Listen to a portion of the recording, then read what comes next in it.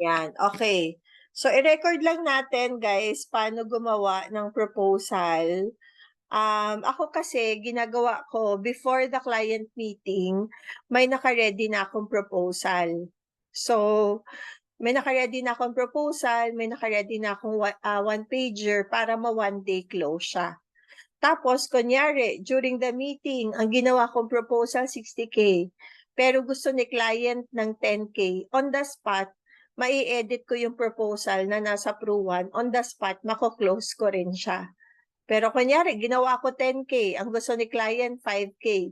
On the spot, mai-edit ko. On the spot, mako-close ko rin. So, yun yung advantage. Pag Pro1 yung ginagamit natin, tapos may naka-ready tayo na one-pager.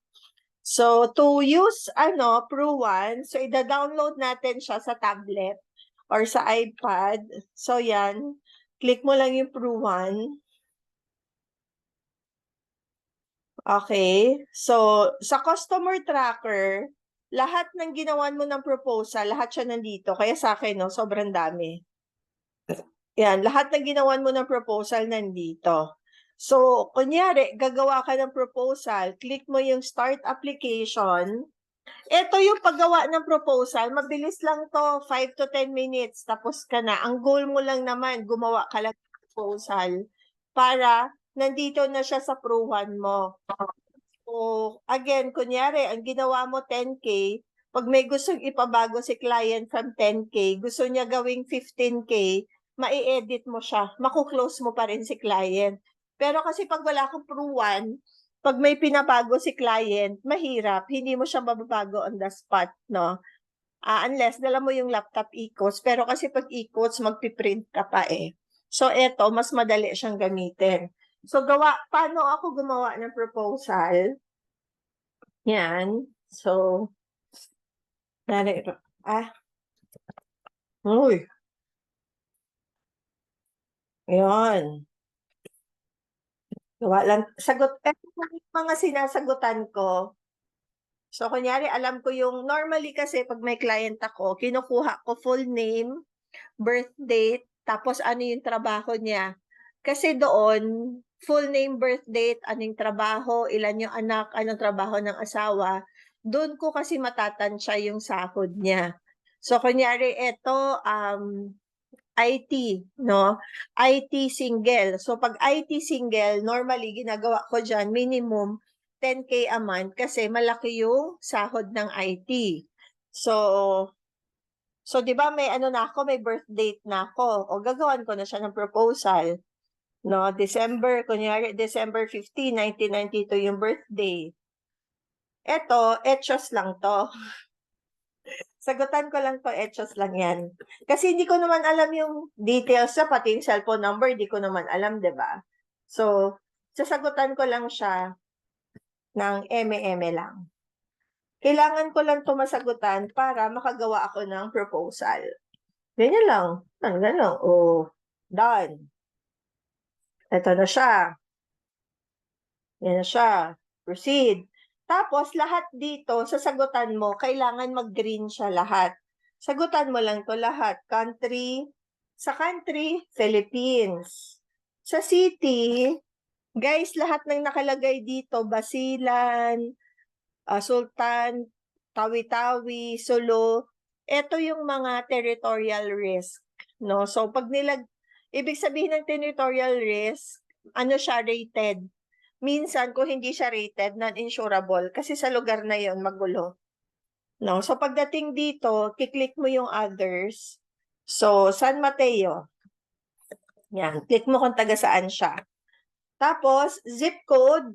Dito, eme lang din yung nilalagay ko. Kasi, hindi ko pa naman alam yung exact details niya. So, eme lang yan. So, employed, occupation, eme lang din yung nilalagay ko dito. Hindi ko siya sinasagutan ng tama kasi hindi ko pa naman alam yung full details niya. Ang goal ko lang, makagawa ako ng proposal. Yan. Tapos later, ituro ko sa inyo, pag closing, paano niyo siya gagawin. So, yan. Done. So, needs analysis. So, single siya, diba? Protection. Dito, ano lang to, tatansyahin mo lang. So, kung IT, Tansyahin ko lang, sahod niya, 150,000. Tansyahan lang yan. No? Minimum spend. Ang ibig sabihin ng minimum spend, may monthly spend, magkano yung monthly expenses niya. So ako, tansyahan lang din. 50K. Eto, magkano kaya ang minimum na gusto niya kuhanin sa'yo? O edi, ano lang, tansyahin mo lang din, 3,000. Ang maximum niya, 15,000. Yan. Yung maximum na isi-save niya sa'yo ha, number of people dependent on me. Eto, tansyahin mo lang. So, dahil single to, normally nilalagay ko 2. Parent niya, dependent sa kanya. Pag married to, asawa niya, tsaka ko ilan yung anak niya, tatansyahin mo lang naman siya. Wala namang right or wrong answer dito. Years to protect income, gaano katagal poprotektahan yung income niya. Since single siya, normally nilalagay ko dito 20 years. So far, I have saved 0. 0 lang lagi ko nilalagay. So ganito lang siya, di ba? Mabilis lang siya sagutan. Ito una, approximate income. Dito, tatansyahin mo lang kung magkano yung sahod niya. Yung next na question, magkano daw yung monthly expense niya? So ako, tinatansya ko lang. Yung pangatlong tanong, minimum, magkano yung kaya niyang i-save monthly? So, tinansya ko 3,000. Magkano yung maximum naman na kaya niyang i-save? Okay, tansyahan ulit. 15,000 yung nilagay ko kasi IT siya. Ilan ang dependent sa kanya? So, normally pag single, 2 yung nilalagay ko parents. Pag married, yung asawa, tsaka ko ilan yung anak. No, again, tansyahan lang naman yan. Years to protect income, tatansyahin mo lang din. Normally, nilalagay ko dito 20 years. So far, I have saved, laging 0. Ang save, kung may naipon ba siya, may insurance ba siya, pero ako lagi 0. Wala namang impact yan. So, done. Okay, next, product. No, so, okay. So, i-share ko sa inyo paano ako gumawa ng proposal. Normally, ano yung laman ng riders? So, pag single, tapos IT, di ba ang offer ko? Lagi akong 10,000 a month pag malaki yung sahod. Minimum yan, no, 10K. So, gagawin ko ay, di ba, pipili ka dito. So, PAA, PEP, pag option 2, elite, ganyan. So, ako, pag first policy, guys, ang ino-offer ko pag first policy, paalam talaga. So, eto na siya. So, pagdating dito, i-click mo yung premium para magko-compute siya based on premium. Tapos, normally monthly mode.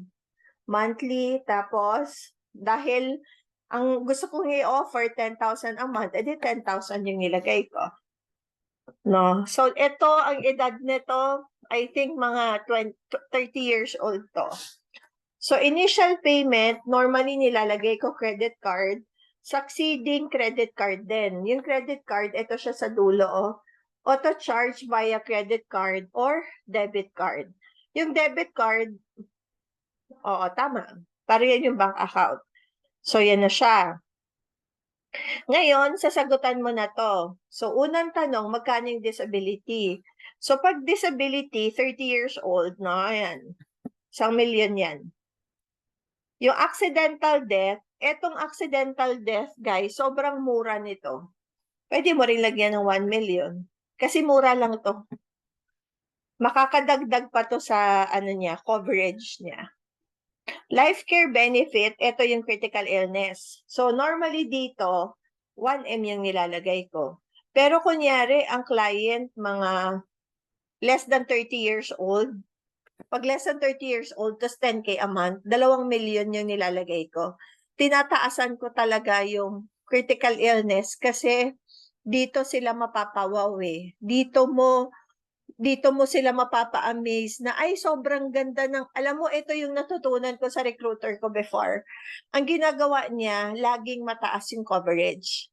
Kasi 'di ba minsan si client, manghihingi siya ng proposal sa iba. So, yung iba, ang liit mag-quote, insurance, 1 million, disability, 200,000. Minsan nga, wala pa siyang critical illness. Sabi niya sa akin, babe, pag gumawa ka ng proposal, taasan mo lagi. Kasi kung manghihingi yan ng proposal sa ibang insurance, ang gagawin niya, titingnan niya sino may pinakamataas na offer. So, dapat taasan mo siya. No, tsaka for the sake din ni client. So, this is critical illness, ilagay ko ng 1 million. Etong multiple life care plus, mahal yan. Di ba ang insurance is 1 million? Sorry, ang critical illness is 1 million. Yung critical illness kasi ibabawas mo siya sa life insurance. Pero etong multiple life care plus, from the term, wait lang, nakabukas yung aircon, nakabukas pa yung electric fan. Wait lang patayin ko na yung electric fan.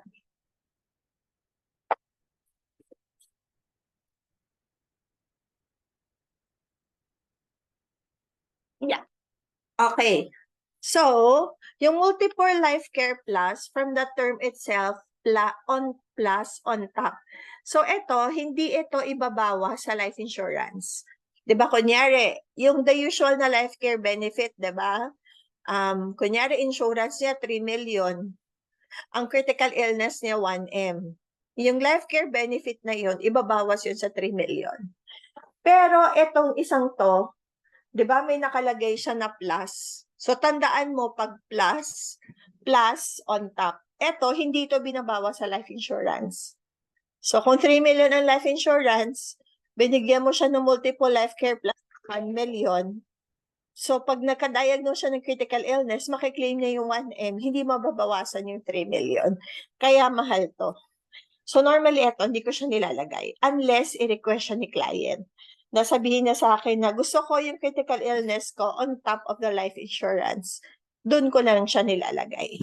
Yan. Tapos, ito namang isa, ano naman to? Life Care Advance Plus. So when you say life care, this is also critical illness. So 'di ba pag critical illness siya, from the term itself, para maka-claim ka, it should be critical. So, kunyari, ang sakit mo, stage 1 cancer, normally, hindi pa yan claimable. Yung mga mild illness that will not lead to death, normally, hindi pa siya claimable. Kasi dapat critical, di ba? So, itong Life Care Advance Plus, so, ang basis mo dito is yung word na advance. So, ibig sabihin, kahit yung sakit mo, hindi pa siya critical illness, magbibigay na siya ng claim sa'yo. 25%. Kunyari, ang critical illness mo is 1 million. 25% ng 1 million is 250,000. So, magbibigay na si Pru ng 250,000. 25% ng critical illness coverage niya. Ia-advance niya. Tapos, kunyari, stage 1 siya. Tapos, nakuha niya na yung 250. Tapos, after a few years, yung stage 1 niya, naging stage 3. So, stage 3 kasi is critical illness. So, yung balanse na 750,000, ibibigay siya ni Pru ng buo. No, yun lang ibig sabihin ng Life Care Advance Plus. Kahit hindi siya critical, bibigyan ka niya ng critical illness, 25% of your coverage, of your critical illness. Yan. So, eto, Life Care Advance Plus, ay, gets. Tingnan mo. Etong Life Care Advance Plus, ito yung on top pa siya. On top din to ng, yung Life Care Advance Plus, on top to ng critical illness mo. Mahal kasi yan. Etong kanina, yung Multiple Life Care Advance Plus, di ba nakalagay dito na multiple? 310% of the benefit amount of the rider diagnosis or so 310% siya. So mas malaki yung makukuha ni client.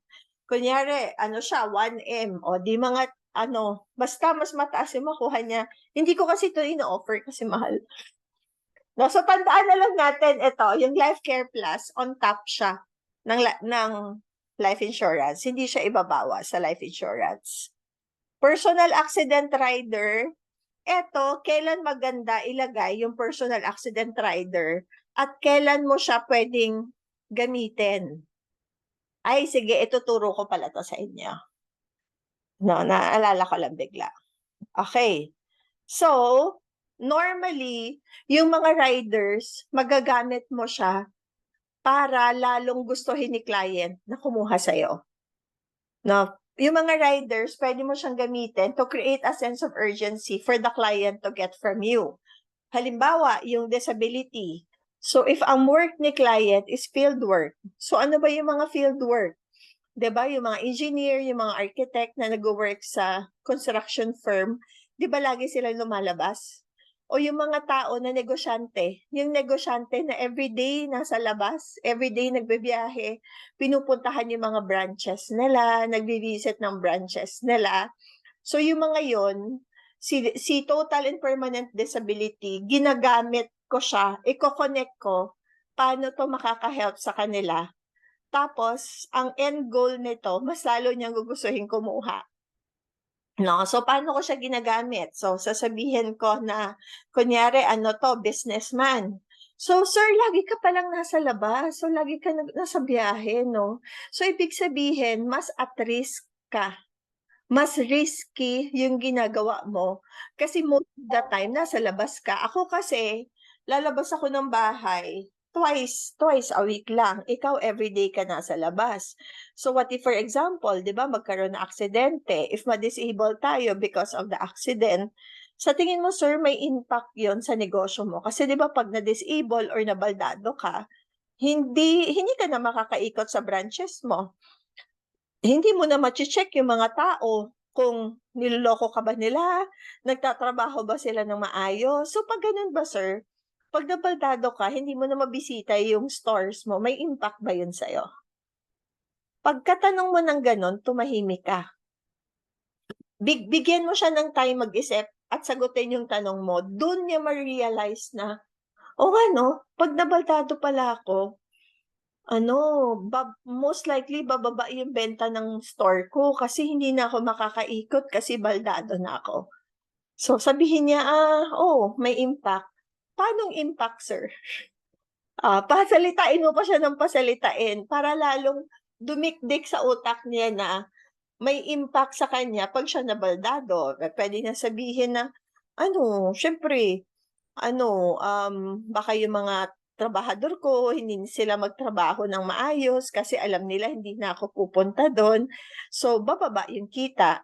So, okay. So, pag ganun pala, sir, no, yung income ng business mo, higher yun siya sa bababa talaga siya. Kaya ito, sir, yung benefit na to, na total and permanent disability, malaking tulong siya sa'yo. Kasi kung bumaba yung benta ng store mo, so ibig sabihin, kailangan mo ng pera pantapal dun sa business loss. So, mukhang yung 1,000,000, sir, kulang, no? Parang kailangan pala gawin natin siya. Magkano gusto mo? 3 million, 5 million? Hayaan ko siya magsabi. No? Kasi ito yung pantapal natin sa business loss mo. Kasi nga, hindi ka na makakaikot sa branches mo. Either mag-hire ka ng tao na iikot sa branches mo to do that for you. Yan. So, ganun ko binibenta yung total and permanent disability. Pag doktor, same din. Magagamit mo rin siya pag doktor, lalo na pag surgeon. Basta doktor, ganyan, or surgeon. Sabi ko, so dok, pag na-disable ka, dok, makakapag-clinic ka pa rin ba? Sabi niya, hindi na. So problem pala yun, dok. Pag na-disable ka, hindi ka na makakapag-clinic. Pero dok, papa-check up ka pa rin, no? Magpapagamot ka pa rin. So may additional expense ka pa rin, dok. Kaya itong dok, yung total and permanent disability, big help pala sa'yo, dok, no? Na pag na-disable ka, mawawalan ka, dok, ng income or bababa, dok, yung income mo, dito natin kukunin yung panggastos mo. Sa tingin ko, dok, yung 1,000,000 mababa. Magkano, dok, ang gusto mo ilagay natin? 3 million, 5 million. Gets niya yung point? Parang you're asking them leading question. Tapos sa dulo, sila yung magsasabi ng presyo kung magkano yung gusto nila, yung laman ng total and permanent disability kasi naparealize mo sa kanila yung importance. So pag siya nagsabi ng presyo, no, ibig sabihin, yung program na ginagawa nyo, ino-own na niya. Ino-own na niya sa sarili niya. So higher yung chance na kukuha siya sa'yo. Yan. Tapos, etong critical illness. Sa critical illness naman, paano mo siya magagamit, no, sa presentation mo? Kunyari, nakwento niya na yung parents niya, kunyari, nagka-cancer, or yung friends niya nagka-cancer, or basta nagkwento siya, no? Or ikaw alam mo na isa sa family member nila nagkasakit. Ako ginagamit ko yon. So ito yung pag na-diagnose ka ng critical illness, may makukuha ka kay Pru na 1 million. Pero yung sa papa mo, magkano yung ginastos niya nga doon? Sabihin niya 2M. Oh, sa papa mo 2M. Ilang gano'n siya katagal sa hospital? Mga 1 month. 1 month, 2M. Sa tingin mo, enough tong 1 million? O gusto mo siyang taasan? Kasi di ba yung sa papa mo, sabi mo kanina, nangyari 5 years ago. O alam mo naman yung inflation, nagmamahal yung bilihin. So baka yung 1 million, hindi na siya kakayanin. Ang goal mo, tumaas yung mga coverage. Kasi pag tumaas yung coverage, tataas yung life insurance. Tataas yung, tataas yung premium. So, ang goal mo, ipataas mo siya ng ipataas. Yan. So, next, punta tayo sa personal accident rider. Etong personal accident rider, kailan siya magandang ilagay? No? Tapos, that will create a sense of urgency na kumuha sila sa'yo. So, normally, ginagamit ko to pag ang kausap ko, yung mga nasa site, architect, engineer, yung mga contractor, kasi sila yung nasa site eh. So, sasabihin ko, medyo pala, no? Mahirap pala yung work mo, risky pala siya. Kasi imagine mo, sa isang araw, na pumupunta ka sa dalawang project nyo, so bumabiyahe ka. What if, di ba, magkaroon ng accident, no, along the way, tapos sabi mo minsan nag-out of town ka pa, delikado pala yung work mo, no? Tapos tatahimik ako. Para ma-digest niya yung sinabi ko na delikado yung work niya, which is true naman talaga, di ba? So pag ganon, sabihin ko, kaya alam mo, importante, this is how I discuss na yung one-pager, ha? So, kunyari sa one-pager, pag ano, nilalagay ko ng personal accident rider. Kaya importante itong personal accident rider mo. Para, if may mangyari, may cash assistance ka agad na makukuha. Kasi syempre, absent ka. Possible, pag na-disable, mawawalan ka ng work. Paano yun pag nawalan ka ng work, may 2 anak ka? Or pag single naman, paano yun pag nawalan ka ng work? Di lahat ng gastos, parents mo yung gagastos sa'yo. Di ba yung parents mo mag-retire na, so baka mahirapan sila. Kaya etong coverage na to na personal accident rider, perfect sa'yo to. Yan. So, ganun ko siya pinuposisyon pag nasa construction business o yung mga tao na ang negosyo nila requires them really to travel. Yan. So, nilalagay ko to. Pero normally, pag mga IT, pag mga office work, hindi ko siya nilalagay. Yan. So, eto, dahil IT, hindi ko siya lalagyan. So, si-skip natin yan. Pero if ever ilagay mo, madali lang siya. So, swipe mo lang na gano'n, no? Tapos, ikaw maglalagay kung magkano coverage na ilalagay mo. No? So, madali lang siya, guys. Yan. Swipe. Po. Yes. UN, how about po dun sa mga Grab driver? Sa Grab po, sa mga motorcycle driver, pwede po siyang lagyan ng riders na personal accident. Titingnan natin siya sa sales kit. Tingnan natin sa sales kit kung pwede siyang lagyan ng personal accident rider. Oo, yung mga yan, kasi delikado din yung trabaho nila. Tingnan natin. Sino may sales kit ngayon dyan? Tingnan natin.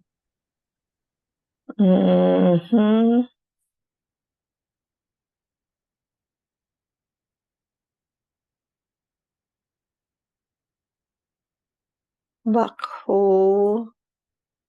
Company driver. Pag company driver, Wala naman nakalagay na bawal eh. Dump truck driver. Pag dump truck driver, hindi pwede maglagay ng personal accident driver. Alright, public bus, at sandito. Animal, fisherman, online, working in customs, online casino, company. Saan ba papasok yung Grab? Backhoe, welder, firefighter, politician. Feeling ko baka wala siya dito eh. Ang pinakamalapit sa kanya, family. Lalamove Grab. Lalamove Grab angkas. Ano siya? Lalamove Grab angkas lang to eh. Motorcycle for delivering goods. Minimum TPD, ADD, can attach. Wala namang nakalagay kung pwedeng PA. Baka pwede siya lagyan ng PA. Walang nakalagay na bawal eh. Walang nakalagay na bawal. Ito. I think pwede sa MAMS. Walang nakalagay na bawal. Yon. Okay. So, next naman, dito sa daily hospital income, ito talaga, nilalagay ko yung daily hospital income kasi, again, ito, nagagamit ko siya to, to put sense, magka-create ng sense of urgency for them to get. Especially, ito, maganda siya ilagay.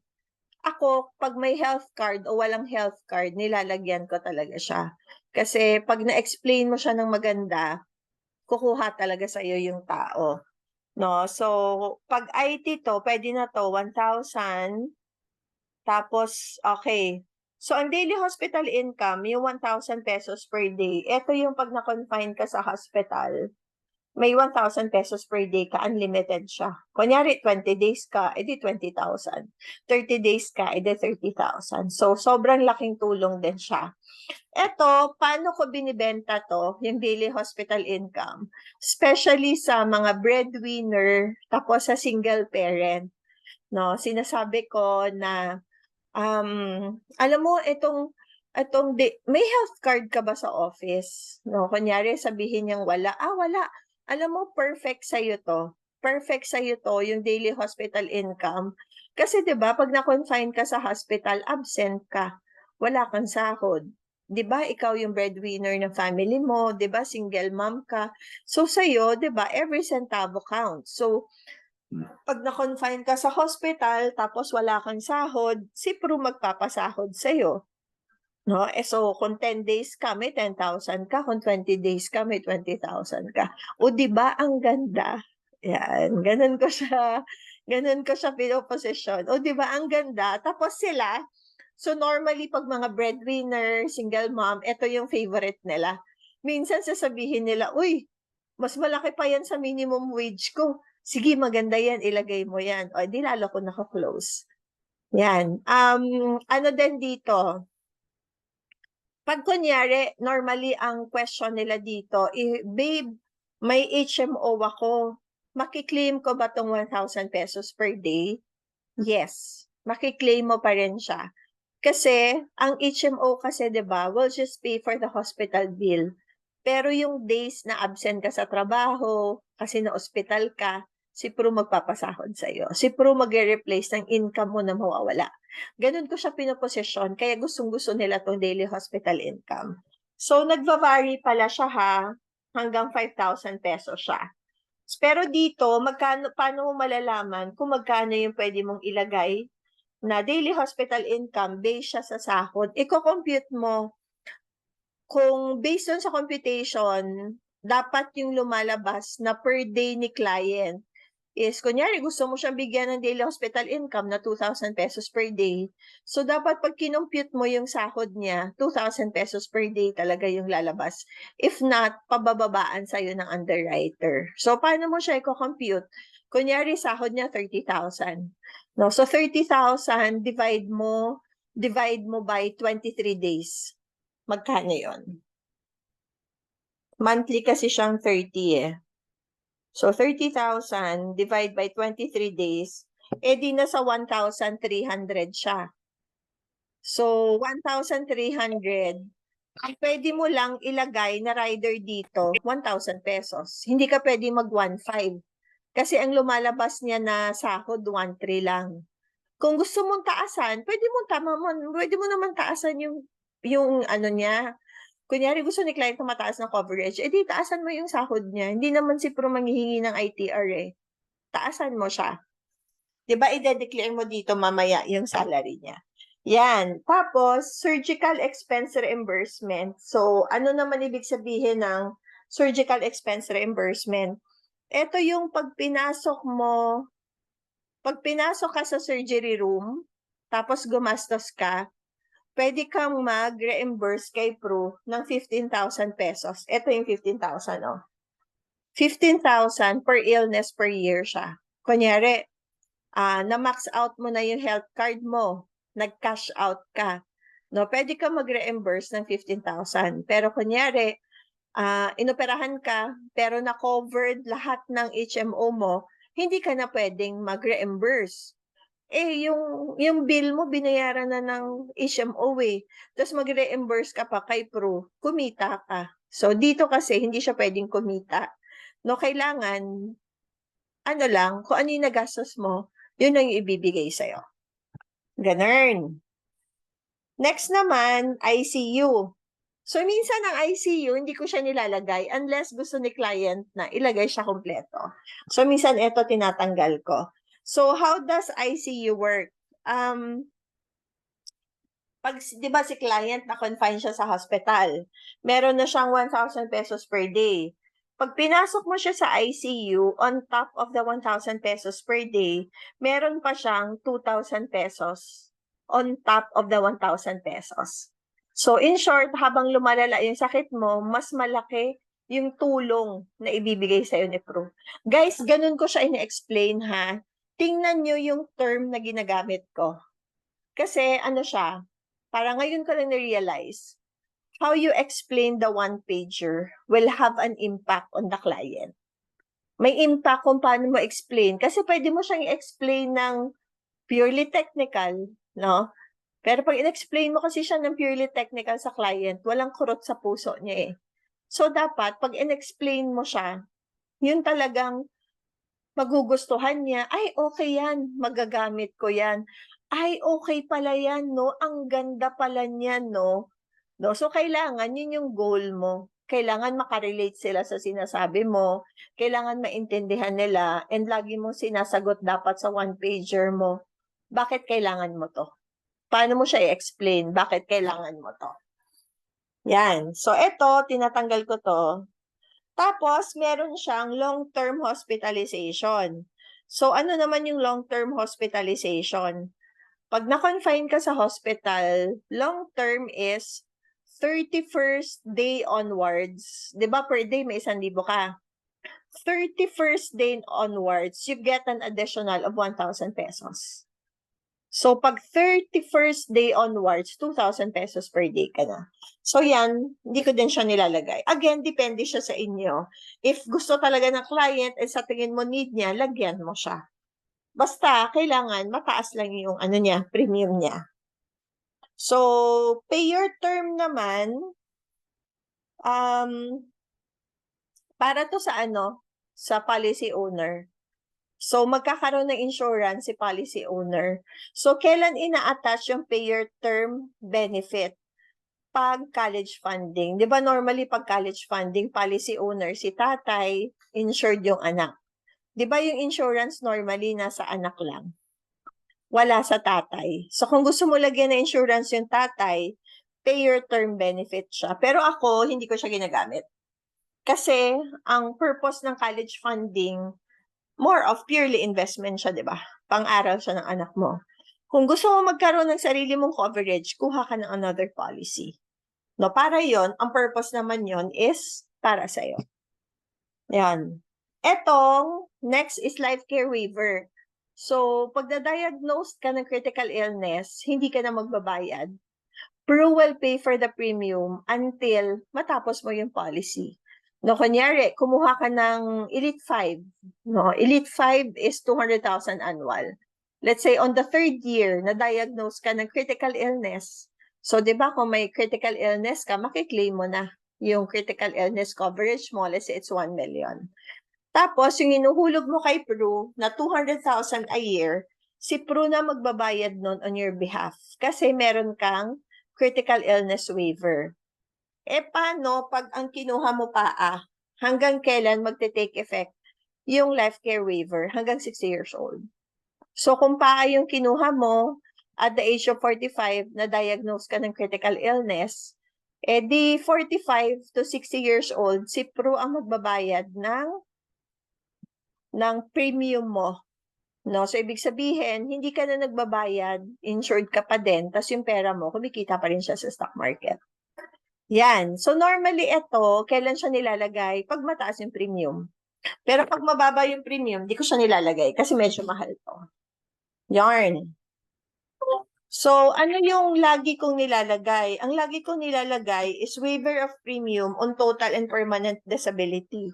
No, kasi ito naman, 'di ba, ang life care waiver, pag na-diagnose ka ng critical illness, si Pru magbabayad ng premium, hindi ka na maghuhulog. Ang waiver on total and permanent disability, pag na-disable ka naman, hindi ka na maghuhulog. Si Pru magbabayad para sa iyo. So, ibig sabihin, kung ang disability mo 1M, na-claim mo yung 1 million, and at the same time, yung pera mo, kumikita pa rin siya sa stock market, kahit hindi ka na naghuhulog because of the waiver. Waiver on total and permanent disability. Ito, lagi ko siya nilalagay kasi mura lang yan, guys. Yan. Tapos, next is Future Safe Rider. So, ang Future Safe Rider naman, tumataas yung life insurance mo every year, 5%. No, 5% a year. So, kunyari, insurance mo 3 million. No, after the following year, tataas siya ng 5% of that. Tapos the following year, tataas siya ulit ng 5% of that. Yung iba sa teammates natin, ginagamit nila to, yung Future Safe Rider. Normally, maganda siya sa mga parents. I-goal natin, every year, tumataas yung insurance mo. Maganda to, parang, ano siya, di ba, nagmamahal yung bilihin, no, yung inflation rate. So, at least, pag nagmamahal yung bilihin, di tumataas din yung insurance mo using the Future Safe Rider, no? So maganda din siyang gamitin, no? Yan. So yung iba nakaka-close sila because of Future Safe Rider. Nagugustuhan nila kasi tumataas pa rin yung insurance nila every year, 5%. May ano lang siya hindi siya forever tataas. Ang maximum na itataas niya is 1.2 million. So, maximum na itataas na is 1.2. So, pag na-reach niya na yung 1.2 million, hindi na siya tataas. No, so, makikita niyo naman yun kung magkano yung maximum na itataas niya. So, eto, no, hindi ko siya ilalagay. Kasi normally sa ano siya, breadwinner, parents, ganyan. Okay. So, eto na yung lumalabas dito. Kita niyo guys? No? So, eto na yung coverage niya sa baba. Pero yung nasa taas, ang ibig sabihin nito, sa lahat ng riders na nilagay mo, ang monthly charge sa riders niya is 3,146. No, yan yung charge sa rider. Tapos, so 'di ba, ang budget natin is 10,000. So para mag-compute siya using 10,000, up mo lang. Up. Ito, 'di ba? I-retype mo lang 10,000. Boom. O, nag-compute na siya. Punta tayo sa baba. O, nag-compute na siya. So, lumalabas, ang premium niya is 10,134. Pero itong life insurance nasa sa 12 million. So, ako, magkano yung life insurance na ilalagay ko? 'Di ba ang disability niya, ito, 1 million. Ang critical illness niya, 1 million. Remember, yung disability and critical illness, pareho to, ibabawas mo siya sa life insurance. So, dapat ang life insurance mo should be higher than 2 million. Huwag mong isasakto kung magkano yung critical illness, kung magkano yung disability, isasakto mo yung life insurance, wag. Kasi, kunyari, ang sakit niya stroke, nakaklaim siya ng stroke. Tapos sa disable siya, makiklaim din niya yung disability. Eh di magko-close account na yung policy niya.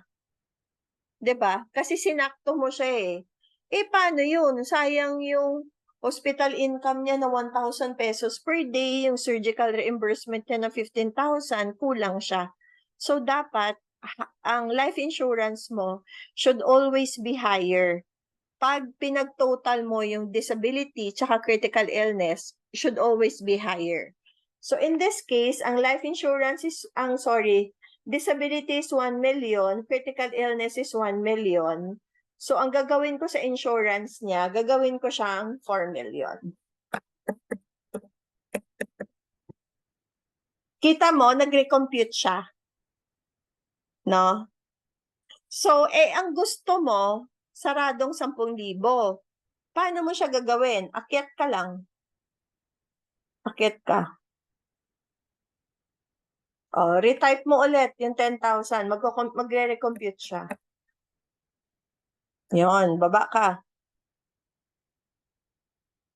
Oh, 9,997. Ayoko nga. Gusto ko nga 10 million eh. 10,000. Paano mo siya gagawin? Nag-recompute ulit yung life insurance.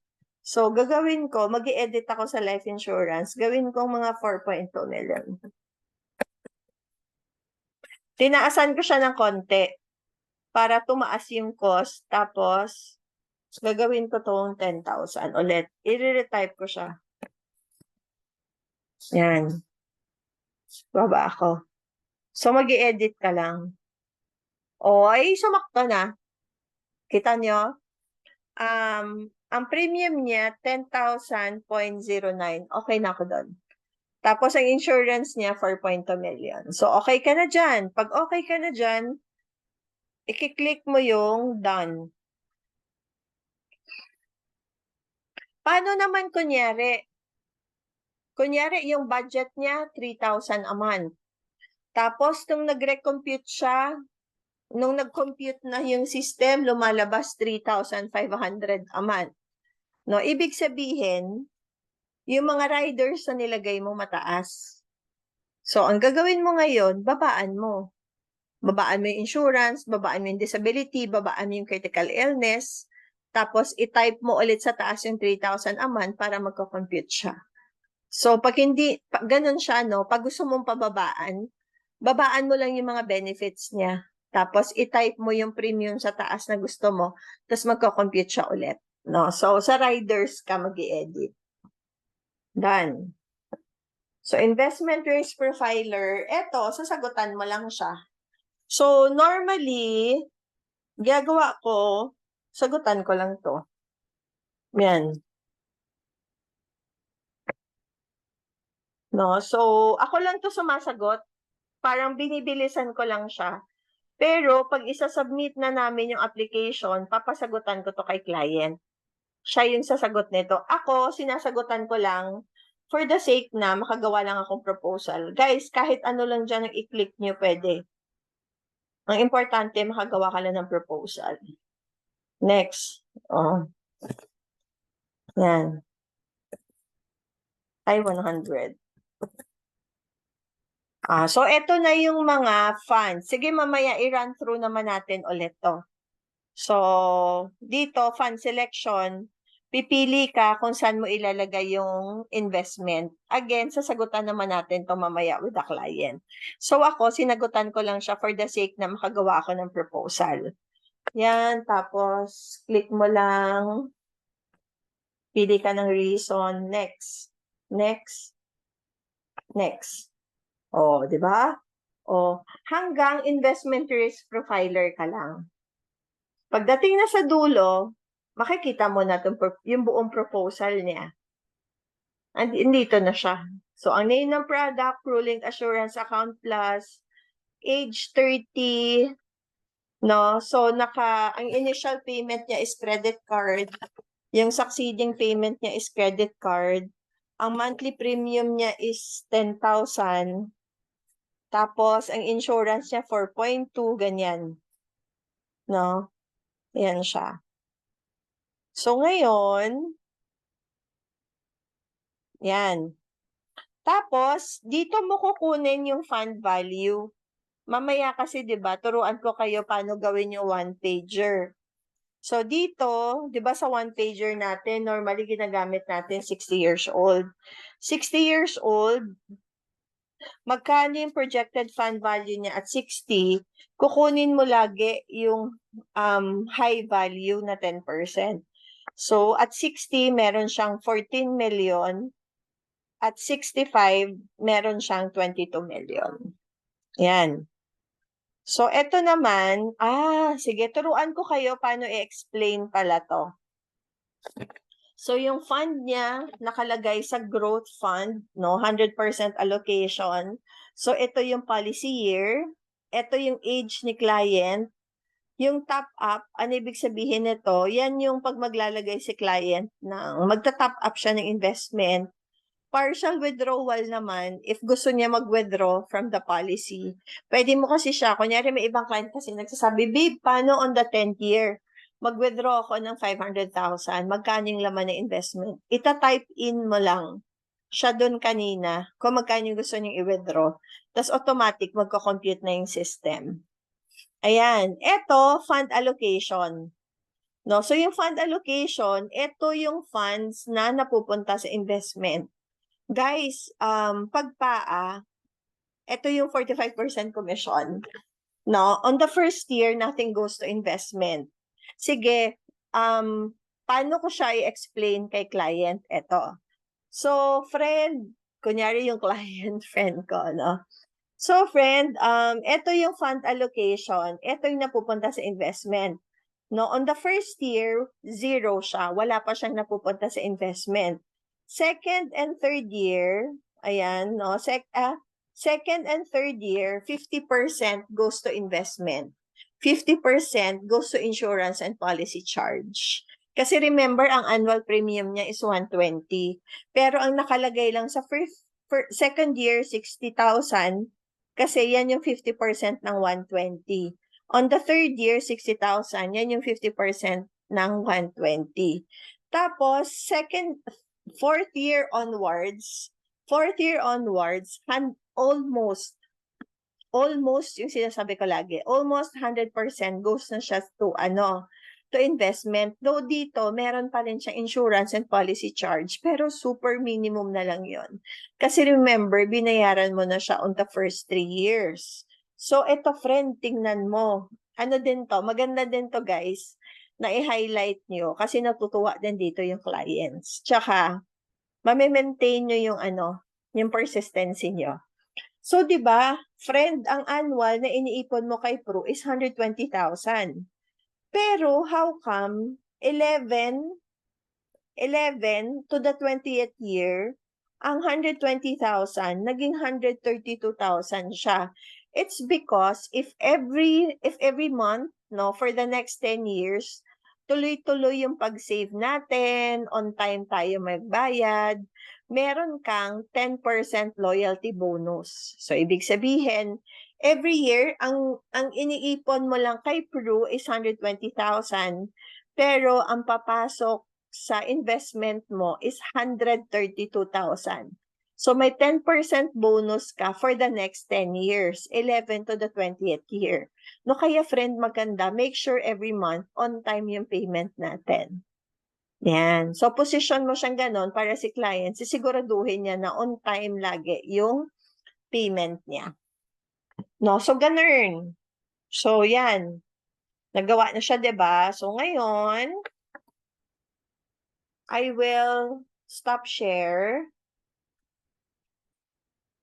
So, yung ginawa natin yon, ililipat na natin siya sa one-pager. So, paano mo siya ililipat? So, nag-open ako dito ng one-pager. Yarn, eto. No? So, paano mo siya gagawin? Yung one-pager mo. Okay. So, okay.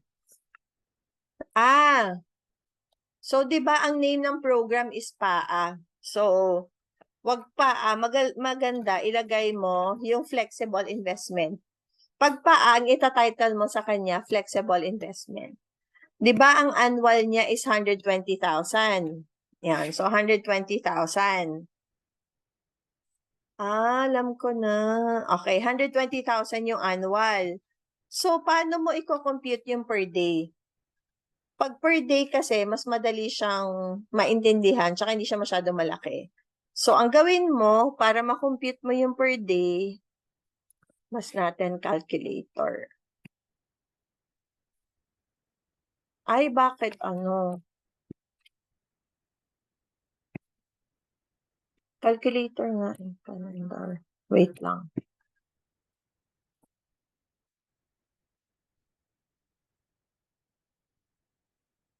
Yon. So, di ba, ang annual niya is 120,000. Kailangan mong makompute magkano yung per day niya. 120,000 month annual yan, divide by 12 months. So, ang monthly nito is 10,000, divide by 30 days.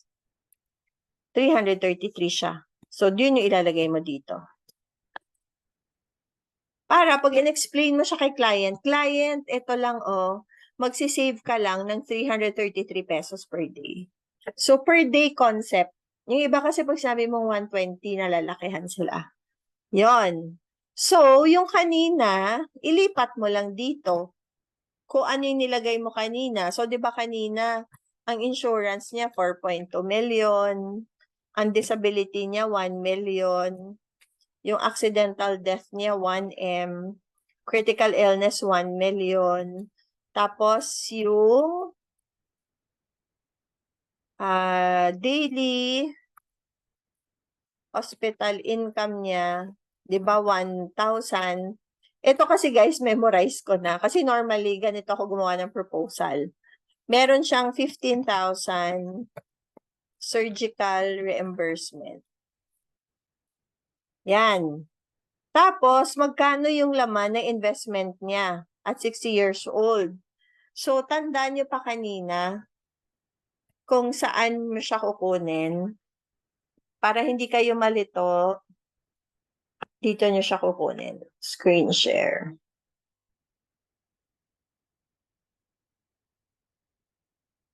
Yan. Diba ito siya? So, saan mo kukunin yung fund value at 60 or laman ng investment at 60? Dito mo lagi siya kukunin sa dulo. Diba ito yung 60 years old? Ang gagamitin mo lagi, itong high. Yung high lagi ang gagamitin mo. So, 60 years old, meron siyang 14 million. 65 years old, meron siyang 22.7 million.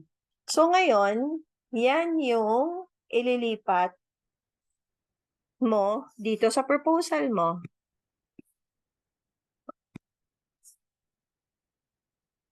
Yan, screen share. So, diba? So, kanina, yung pinakita natin at 60, meron siyang 14 million. At 65, meron siyang 22.7 million. Okay. Ang tanong, magkano yung total na babayaran niya kay PruLife? 'Di ba? So, ang name ng client na to, name niya si Mary, 30 years old. No? Pag paano kino-compute to? Yung total savings. So, ganito mo siya i-compute. Kasi ideally, di ba, pag magsisave ka until 60. Ideally lang naman yon. So, gagawin mo, 60 years old lagi pag 60 years old less yung age niya ngayon. So, age niya ngayon is 30 years old siya. No, equals 30 years. So, ibig sabihin, 30 years siyang magsisave ng, magkano yung annual premium? 120,000. So, 30 years times 120,000. So, ang total na iipunin ni client sa atin is 3.6 million. So, dito mo ilalagay yung 3.6 million. Yan. So, ito na ang one-pager mo. Diba? Ganun lang siya. Madali lang siya. So, ito yung sa adult. No? Ang tanong, paano naman gumawa ng proposal para sa mga bata? Pag sa mga bata naman, sige, screen share natin to.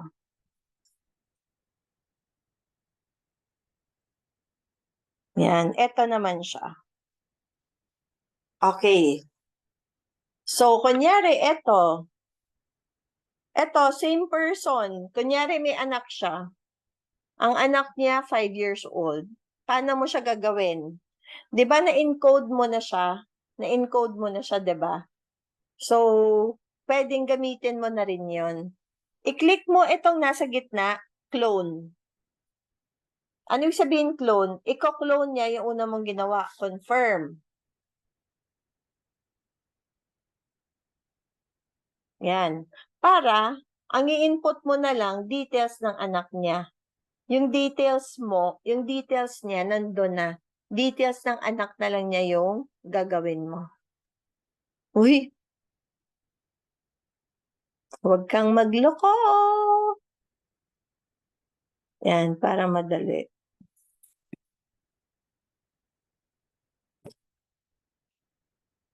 Ay, nakakainis! Nakapost pala siya kanina. Hindi na-record yung sa bata. Bad trip. Wait ibalik natin guys. Hindi pala na-record. So, okay. Ulitin ko lang, hindi siya na-record yung sa bata. So, di ba, eto na, yung kay mami kanina. Di ba? So, i-input mo ngayon yung details ng anak. Paano mo gagawin? Yan. Na-input na niya. So,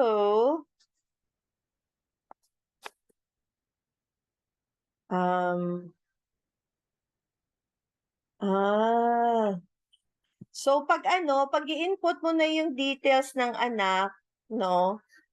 Yan. Recording in progress. Ayan, okay.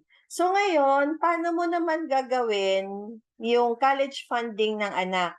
So, 'di ba? Ito na si mother, naka-encode na siya. Para ma-encode mo yung anak, ito lang i-click mo, add new members to change. So, click mo lang 'yan. Tapos sagutan mo. So, Miss, female, first name, kunyari Carla Romero, middle name, lang yung nilagay ko kasi hindi ko alam yung middle name ng client eh. So, eto, kung ano yung birth date ng anak. No, minsan, alam ko yung birth date, minsan, tatansyahin ko lang, mukhang 3 years old, mukhang 4 years old. Tinatansya ko lang siya. Yan. Tapos, sagutan mo lang to. Yan.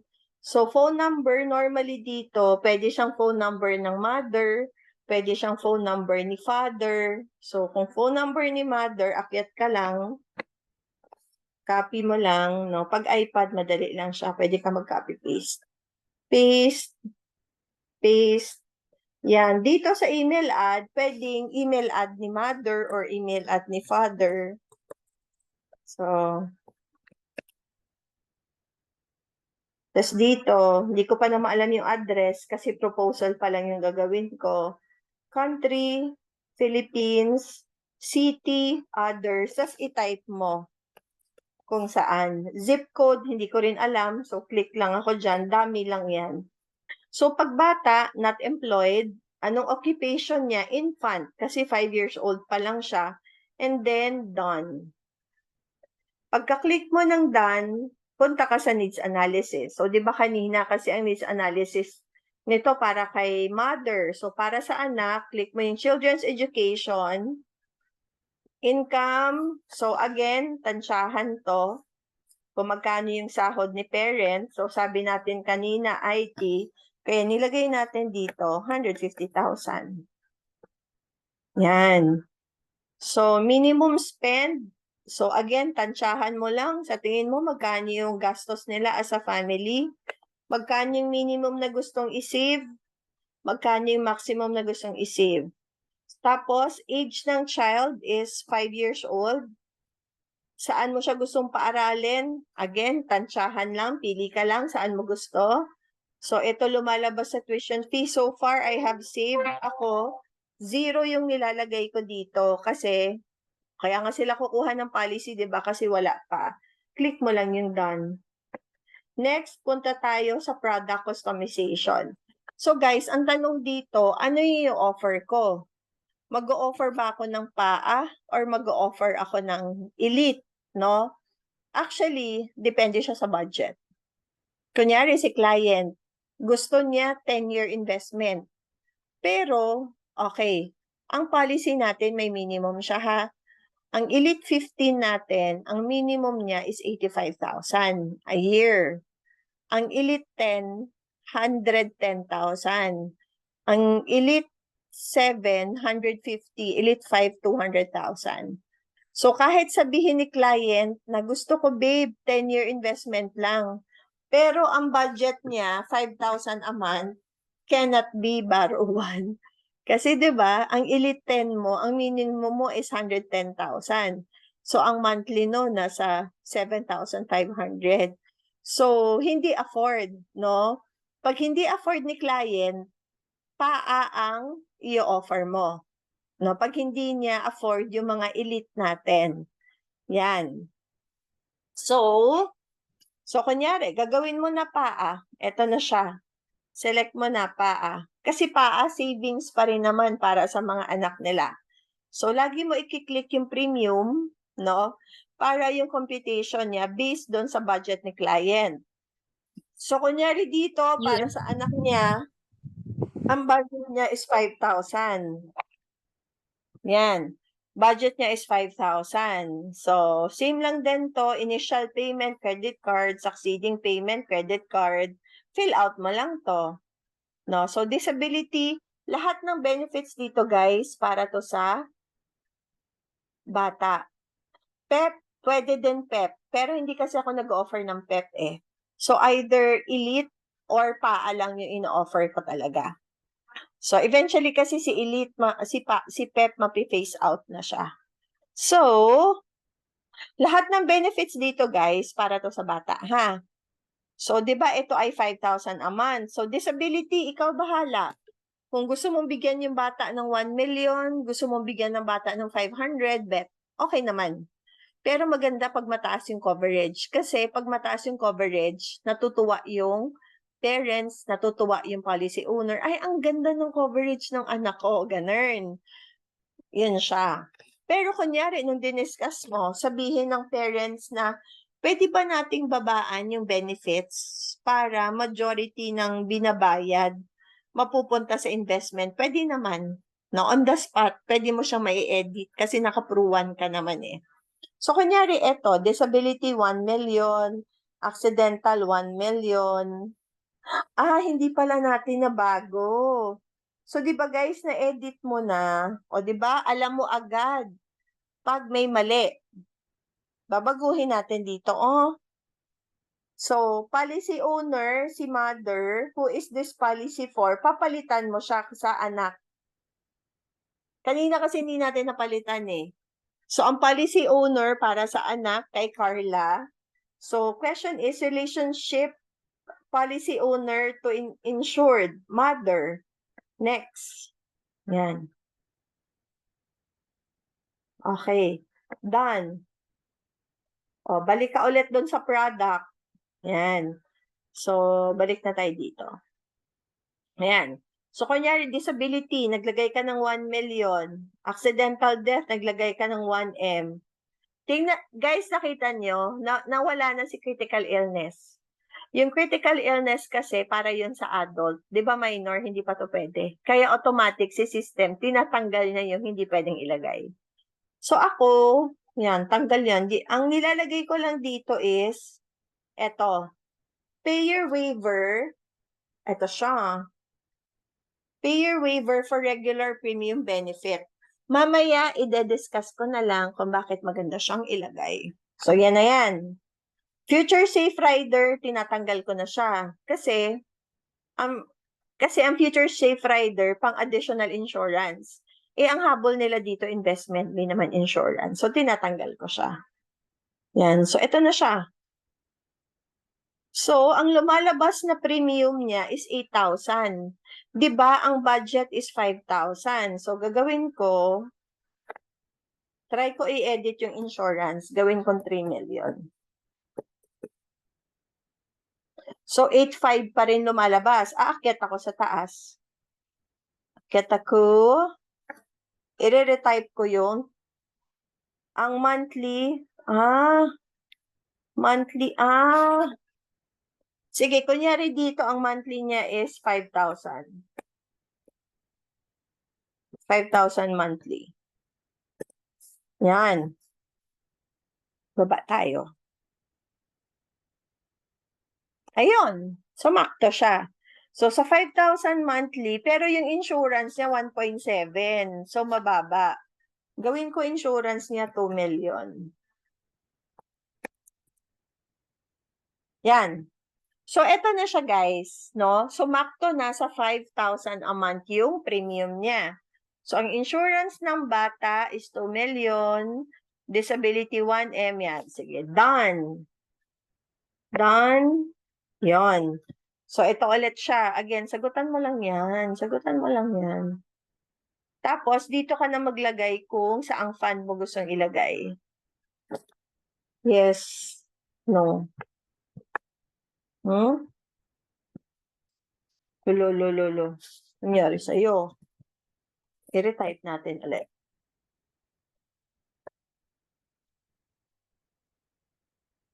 Yan. Yun. O, ganun lang siya. Pag naghahang, ibabak mo lang. So, para makagawa ka ng proposal, ang sasagutan mo dito hanggang sa investment risk profiler. Pag nasagutan mo yan, makakagawa na yan ng proposal. Boom! Ito na siya. Ayan. So, paa siya. Ayan, no, policy owner, Babe Romero, age 30. Life insured, Carla Romero, age 5. Tapos, eto na yung benefits niya. No, insurance niya, 2 million. Disability niya, 1 million. Accidental niya, 1 million. Tapos, meron siyang payer waiver. Eto. Tapos, yung investment niya, nakalagay sa growth fund. Tapos, eto yung policy year niya. Policy year, age ng bata. Tapos, eto sa dulo, yung kukunin mo na investment niya. So, ang bata is 5 years old. Ngayon kasi, di ba, ang first year college ngayon is 19 years old. So, tingnan natin. Attained age 19. Pag 19 ng bata, ang laman na investment portion is 1.2 million. No, 19 years old yung bata, ang laman na investment is 1.2 million. So, mamaya, yung 1.2 million, ito yung ilalagay natin sa one-pager. Tapos, nilalagay ko din sa one-pager, yung pagdating ng bata ng 30 years old, magkano na yung laman ng investment. No, pagdating ng 30, normally naglalagay talaga ako ng 30 para mas ma-visualize ng parent, by this time, yung anak ko nagtatrabaho na, no? So, ito na pala yung laman ng investment. Paano ko natatansya? Tinatansya ko lang yung investment at 30 years old. Nakatansya lang siya. Kasi based dito, ang huling edad ng bata is 25 years old, di ba? 25 years old, tapos ang laman ng investment portion niya is 2.7 million. Yung the following year before, ang laman ng investment niya is 2.4. So, ibig sabihin, every year, tumataas ng 300,000 yung investment ng bata. No, yan. So, ngayon, gagawa na tayo ng one-pager. Paano natin gagawin si one-pager? So, sorry, yung isa kasing gamit ko, iPad. Stop share ako. Tapos, Gagawa tayo ng one-pager. Ang one-pager ko kasi guys, nasa laptop siya. Yarn. Dapat pala dun ko ano. Sige, wait lang. Okay. So, ganito yung itsura ng one-pager pag bata. No, policy owner, kunyari, si Babe. No, Babe. 30 years old. Yung anak niya, si Carol. So, Carol is 5 years old. So, years to go before college. Ang college kasi ngayon ay 19 years old. So, 19 years old less 5 years old yung bata, sakto, in 14 years, magka-college yung bata. So, ang tanong, anong age ni Babe? Anong age ni Mother?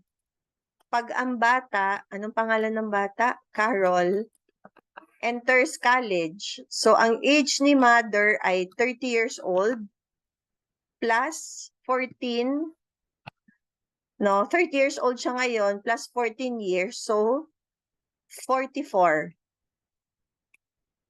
Yan. Okay. So, nagets niyo ba? So, pag si Carol, nag first year college siya, ang edad niya, ang edad ni Mother, pag si Carol, nag first year college is 44 years old. Kasi current age ni Mother, which is 30, plus years to go ng bata before mag-college is 14. So, 30 plus 14, 44. So, ngayon, ilalagay na natin dito. I-edit. Ako, nag-i-edit lang ako. So, again, pag flexible program, pag PAA, di ba, lagay mo, flexible. Flexible investment, magkano annual nun? 60,000. Mamaya na natin ko-compute yung iba. Di ba? Magkano nga yung nilagay natin na life insurance? Naglagay tayo ng 2 million. Ang disability, nilagay natin 1 million. Accidental, nilagay natin 1 million. As is na yan. So, kanina, di ba? At age 19, tinignan natin sa PRU1, ang laman ng investment is 1.2 million. Yan, 1.2 million. Tapos, at 30 years old, kung tatansyahin natin siya, nasa 3.5 million. At 60, guys, sa ano nyo ito makikita sa PRU1, 60 nasa 93 million. Yan. No, ganun mo siya gagawin. Etong total investment, pag ganon, pag PAA, hindi ko na nilalagay yung total investment. Hindi ko na to nilalagay, yung total investment. Kasi, di ba, continuous siyang magsisave kasi eh. So, ganyan na siya. Pero kunyari, ang kinuha ni client ay, kunyari, kinuha niya is Elite 5, no? Ang annual ng Elite 5 ay 200,000. So, eto kasi, pag mga elite, madali kasi siyang i-compute, 'di ba? Paano may i-compute? Ano lang, 'di ba ang annual nito ay 200,000. 200,000 times 5 years siya, 'di ba? Times 5 years. So, lumalabas 1 million. So, dito, ang total na inipon ng parent, 1 million. Pag PAA kasi, di ba, continuous yung pagsisave niya. Yan. So, nagawa na natin to. Ngayon, ituturo ko sa inyo. So, marunong ka nang gumawa ng one-pager. May question ba tayo sa one-pager, guys? Clear? Clear So, naman. ngayon, ituturo ko sa inyo. Clear. Okay, very good. Tuturo ko sa inyo paano nyo i-explain yung one-pager. Guys, importante na kung paano mo explain yung one-pager. Kasi, remember, pag nagka-client meeting ka, di ba nag-FBB ka? Sa FBB presentation mo, ang goal mo doon, kailangan yung client mo, mamoblema siya. Mamoblema siya na, o nga no, pag nagkasakit ako, ano yun, magbibenta ba ako ng kondo? Ganyan. O nga no, pag nag-college yung anak ko, ang tuition niya, 2 million. Saan ko kukunin yung 2 million? No, kailangan, ang goal ng FBB mo, kailangan mamoblema yung client mo sa current situation na wala siyang coverage. So, pag pinakita mo tong one-pager, eto na yung solution sa problem. No, paano mo siya i-explain? No? So, critical siya yung words na sinasabi mo, paano mo siya explain, no, critical siya. Okay. So, kunyari etong program na to, para to sa single na tao na IT. No, single na tao na IT. Okay.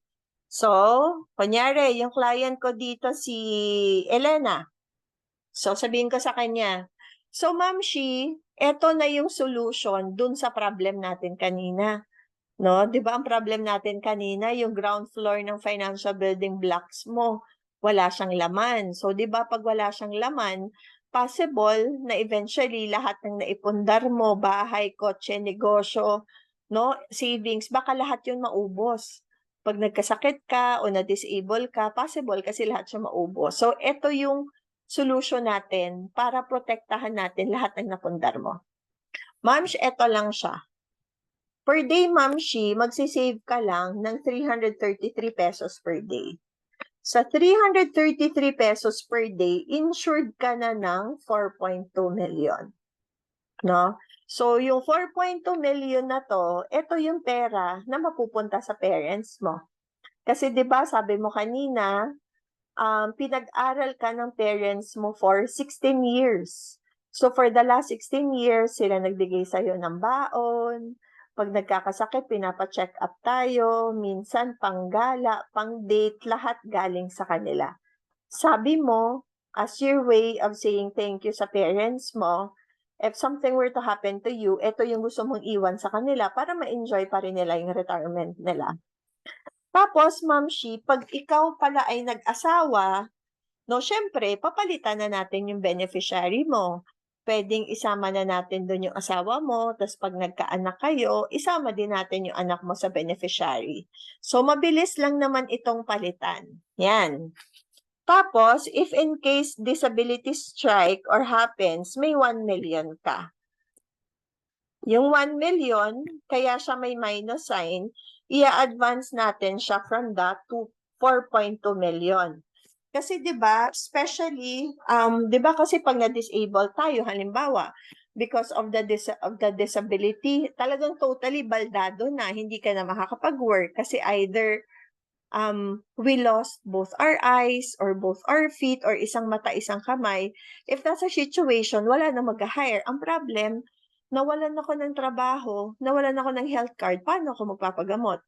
Paano yung gastusin ko araw-araw, pagkain, kuryente, 'di ba? Lahat 'yan, no? Paano na, no? So if may mangyari 'yon, Ma'am Shi, bibigyan ka ni Pru ng 1 million. So si 1 million, yan yung pera, gamitin mo, paggamot mo yung sarili mo. Pag sobra, pwede kang magnegosyo. At least pag may negosyo ka, kahit papaano, may pera na papasok. Tapos, meron siyang waiver. Ano ibig sabihin ng waiver? 'Di ba pag na-disable tayo, ganun pala guys, pag negative tayo. Wag mong sasabihin pag na-disable ka, pag na-diagnose ka ng critical illness, wag ganon. Kasi parang ang negative. So, pag ganon, pag na-diagnose tayo ng critical illness, isama mo yung sarili mo. Ganon siya. So, pag na-disable tayo, no, 'di ba, na-claim mo na tong 1 million. Tapos, since meron siyang waiver, yung iniipon mo kay Pru na 333 pesos per day, Pru will pay for this until you reach the age of 60. So, ibig sabihin, you're no longer paying, pero insured ka pa rin, tas yung pera mo kumikita pa rin sa stock market kasi siya magbabayad for you. Yan. Ano pa? If ang cause of death naman natin is accident, no, the family gets 1 million. So, naka-plus sign siya kasi ang 1 million, idadagdag mo siya sa 4.2 million. So, if cause of death is accident, the family gets 5.2 million. So, mas mataas naman. Mas mataas siya. Ano pa, ang pinaka-importante sa lahat is critical illness. No? So, if you get diagnosed with critical illness, you will get 1 million. Kaya siya naka-minus sign, ibabawas natin siya from the life insurance na 4.2 million.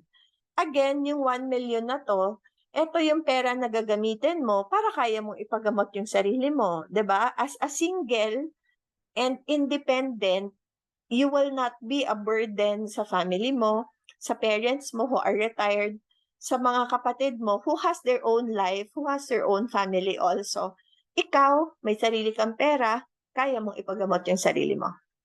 Guys, ganun ko siya ine-explain, no? Parang para sila ma-realize nila na, oo nga no, single ako. So pag nagkasakit ako, oo nga no, magiging pabigat ako sa pamilya ko.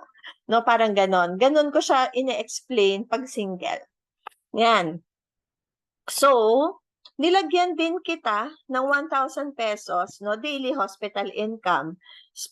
Yun. So, ang maganda dito, di ba may health card ka na sa office mo? So, kahit may health card ka, makiklaim mo to 1,000 pesos per day. Tsaka, ito ay unli siya. No, kunyari, 10 days ka sa hospital, may 10,000. 30 days, 30,000.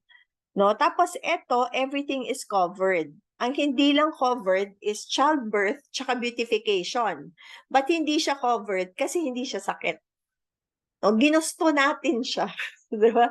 Ginusto mo magpalipo ka, ginusto mo magpa-breast augmentation ka, ginusto mo mabuntis ka. No, hindi siya illness. No? Kaya hindi siya kasama.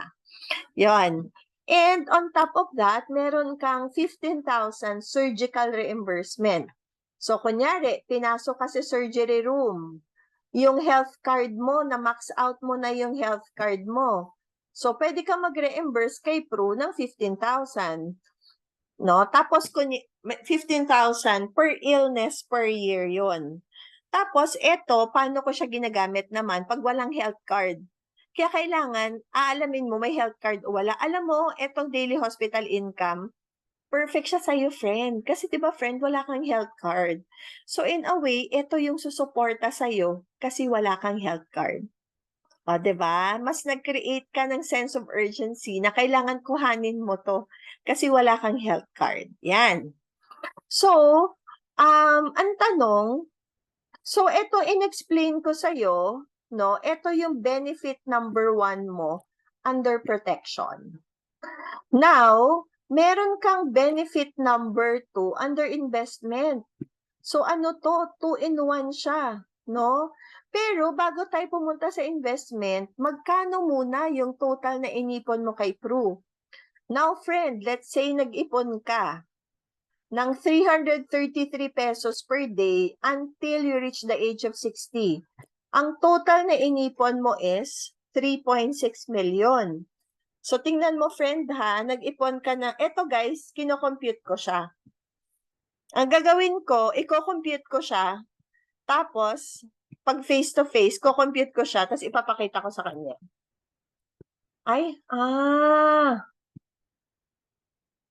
Sige, so hindi pala siya pwede. Wait lang. Tanggalin natin to. Okay. Paano ba to tanggalin?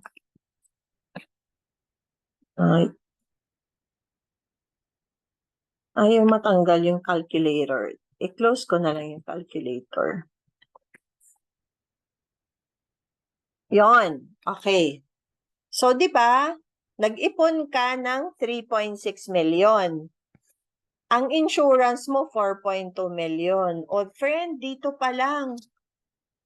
Kino-compute ko to. Tapos pinapakita ko sa kanya yung computation ko sa cellphone. Dito pa lang, friend, yung pera mo, kumita siya ng 600,000. Sinusulat ko ganito talaga, guys. Pero pag ang meeting ko face-to-face, naka-print out itong proposal ko. yung one pager ko. Tapos sa one pager, handwritten ko siyang sinusulat. So kung paano ko dinediscuss sa inyo na may pasulat-sulat, may plus minus, plus 600,000, ganun ko siya ginagawa in reality.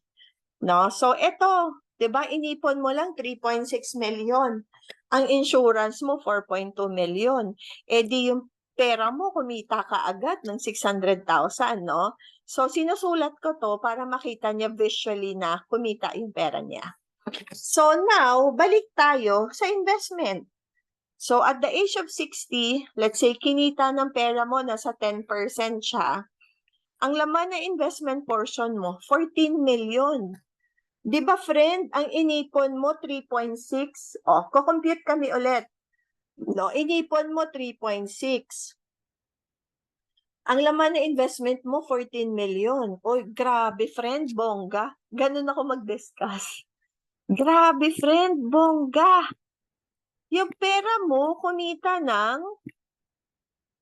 10.4 million. Ang hirap naman.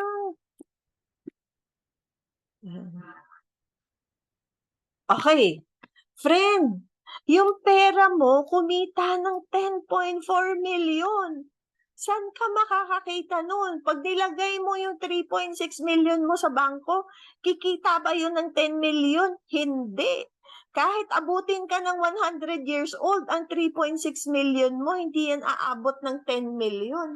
Pero dito, yung pera mo, kumita siya ng 10 million. Bongga, di ba? Ang saya, di ba? Ganon ko siya ina-explain. So, dito sa protection side, how I explain, medyo malungkot ang boses mo. Malungkot siya. Kasi illness siya, di ba? Claim siya eh. Pagdating sa investment, nag-hyper na ako dito. No, kasi ano siya, ito yung tinuturo sa training, no? Pagkausap mo yung client mo, pag excited ka, natatransfer mo yung excitement sa kanila. Pag nalulungkot ka, pag worry ka, natatransfer mo rin yung sadness, yung worriness sa kanila. No? So, ganun siya. How you feel, matatransfer mo yun sa kanila.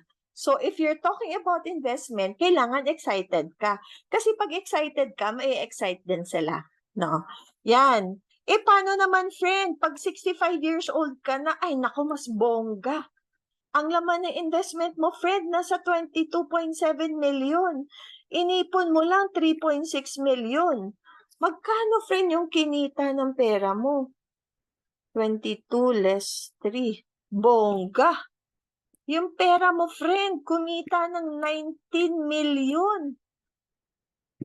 Friend, yung 19 million, kinita lang ng pera mo yan sa investment. Hindi ka dyan napagod, hindi ka dyan nag-OT, hindi ka dyan nagkasakit. Kinita lang sa investment. Di ba, friend, ang ganda? Ano masasabi mo? Yan, ganun ako.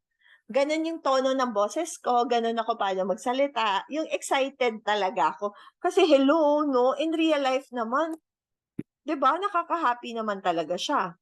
So eto friend, no? Imagine mo, sa investment at 60, kumita ka na ng 10M. At 65, kumita ka ng 19 million.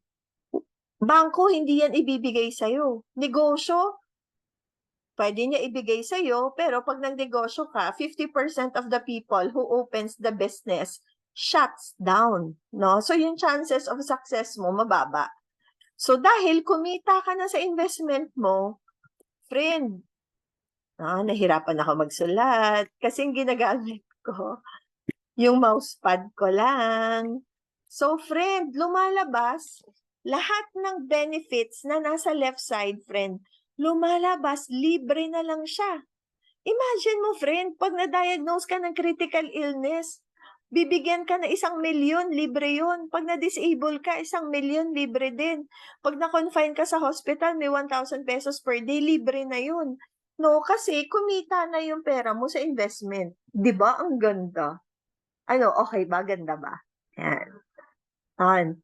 So, tapos friend, normally, ang tinatanong, okay, so after nun, um, What if, friend, tinawag ka ni Lord?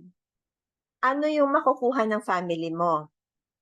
So, minsan guys, ako na nagtatanong ng question. Ako na nag-o-object para mas magigets nila. Kunyari, friend, tinawag ka ni Lord, ano makukuha ng family mo?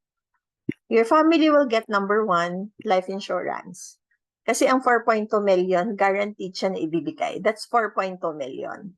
Kunyari, friend, kinuha ka ni Lord at the age of 65, ano makukuha ng family mo? Number 1, they will get the life insurance of 4.2 million kasi ito guaranteed na ibibigay.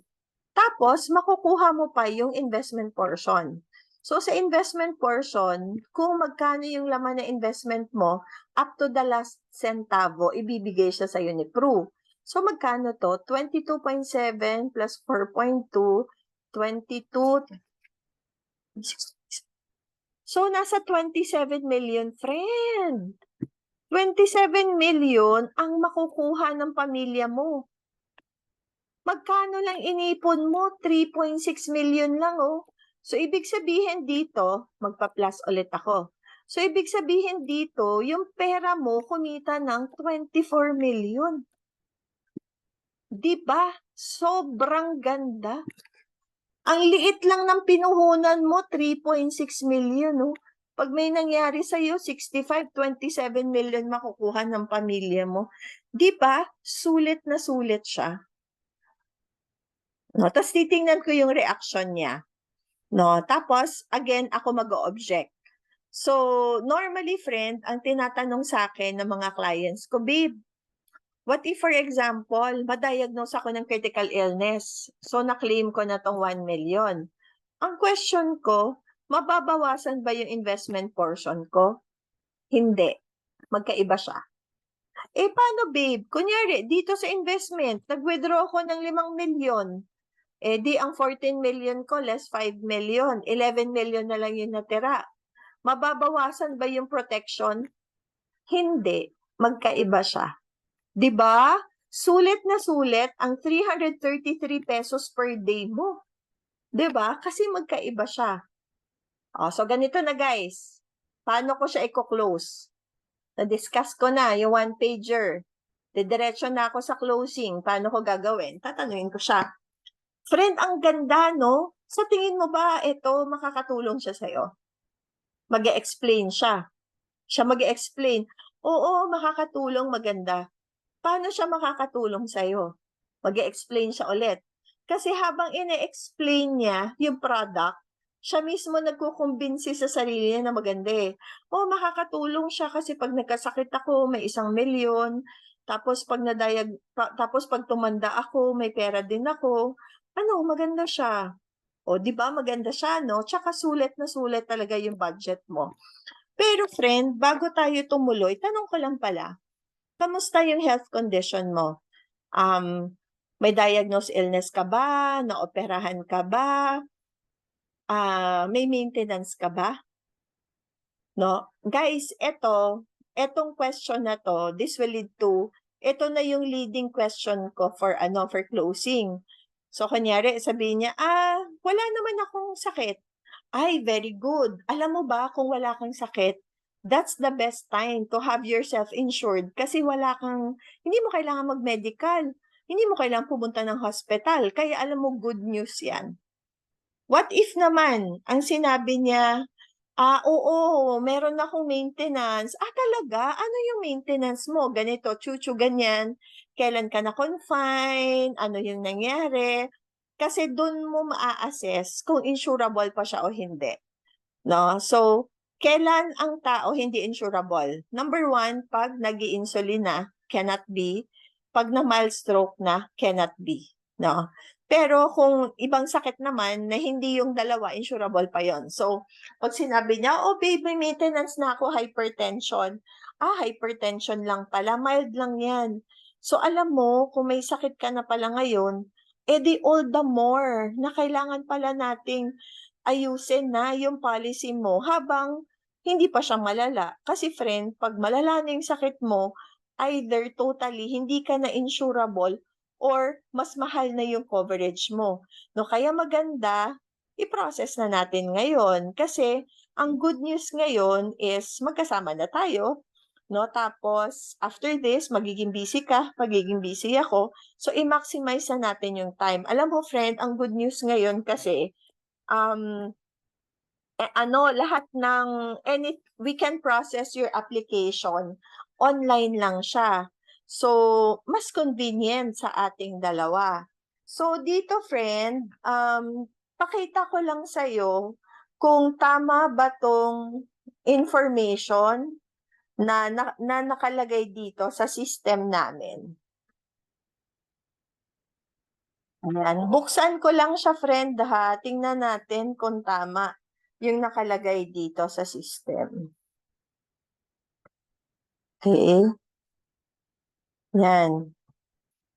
So, i-open ko lang siya. Kasi may mga tinype ako, hindi ko alam kung tama siya, no? Ay, friend, ano palang bank account mo? May BPI, BDO, or Metrobank ka ba? May credit card ka. O di better. Better nga pag credit card. Anong gusto mo? Monthly or quarterly? Kung gusto niya monthly. O di sige, monthly na lang. So, friend, tingnan mo nga. Tama ba yung nakalagay dito? No? Yan. So, guys, ganun ako mag-close. Nakita mo? Hindi ko inantay yung sagot niya if it's a yes or ano. Assume closing yung tawag doon. Inassume ko magko-close siya. Kaya, inopen ko na agad yung Pru1 kasi kukunin ko na information niya. Mag-encode na kami sa Pru1.